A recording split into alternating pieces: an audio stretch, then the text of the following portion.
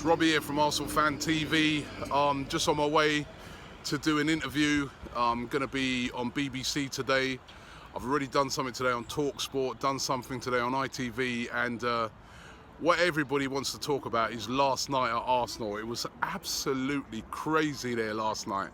The place got taken over by Koln fans. I've never seen nothing like it. I remember I arrived down to the ground and there must have been, I mean, I don't know the numbers.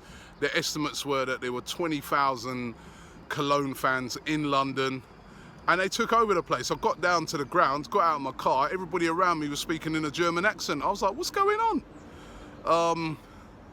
Got to the ground, got around the ground, it's absolutely chaotic. Loads of Koln fans trying to get into the ground in every end, and the kickoff was delayed for an hour. It was chaos down there. Spoke to some of the stewards who said to me that fans were trying to rush the turnstiles. Some of them got in through the disabled turnstiles, they said, because that was sort of the more vulnerable area to get through. And it was just absolutely chaotic there. You know what, I've got to say right now, well done to the authorities, the police and the stewards. I know that they've been getting criticised for no searching and that, but if you'd have been there, there's no way they could have done any searching. There was just too many fans that just hit them all at one time. And I've been abroad and watched a lot of football, and I'll tell you what, it could have been a lot worse than what it was last night. I think if that game would have happened in certain countries, there'd have been tear gas from the police, batons, water cannon.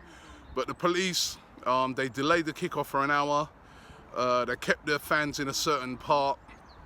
And that 1 hour delay, I think, managed to diffuse the situation a lot.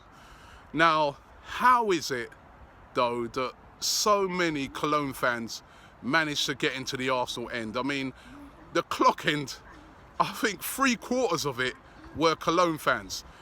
I sit in the North Bank, there was Koln fans in there was Koln fans in the West Stand, the East Stand.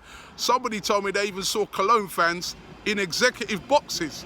There were Koln fans in the club things. Now, speaking to some Koln fans, right, before the game, I noticed that they had like Arsenal tops on. So I said to my guy, I thought he was an Arsenal fan. And the guy goes, no, Koln. But what it looked like they did, they purchased tickets, they purchased Arsenal tops, they went into the areas when they were challenged about, you know, who they supported, they had their Arsenal shirts on, so they got let in. They were smart, they coordinated it. Those Koln fans also said to me that, listen, they said, we haven't been in Europe for over 25 years. It's London, it's Arsenal, we had to be here. And there were so many of them. Now, questions going to be asked of Arsenal. Did they not know that so many Koln fans were going to try and make it to the game? And what were the measures to deal with it? It seemed like there were none.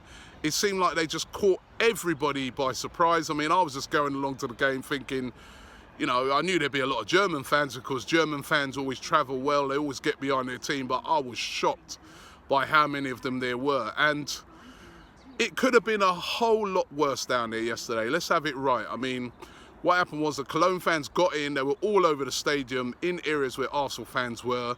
I think the Arsenal fans kind of looked at it, first of all, in shock that so many of them were in different areas. And also they kind of, Arsenal fans around me were kind of like, you know what, fair play to them. You know, it's their big day out. They're in here. So there was no real animosity between the two sets of fans. Now, imagine if there had been. Wow, that could have got really serious down there yesterday.